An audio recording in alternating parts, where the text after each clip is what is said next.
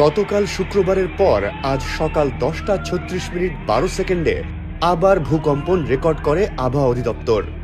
সকালে প্রাথমিকভাবে জানানো হয়েছিল যে সাভার ও গাজীপুরের মাঝামাঝি বাইপাইল এলাকায় রিখটার স্কেলে 3.3 মাত্রার ভূকম্পন অনুভূত হয়েছে। পরে জানা যায় গতকালের মতো এটির উৎপত্তিস্থল নরসিংদী জেলা।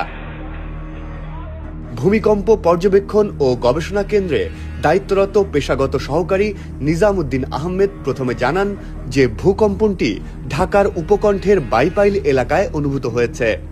পরে বিস্তারিত পর্যালোচনায় জানা যায় বিশ্লেষণগত ভুলের কারণে এ তথ্যটি ভুল হয়েছিল এবং প্রকৃত উৎপত্তিস্থল ছিল নরসিংদীর পলাশ উপজেলায়।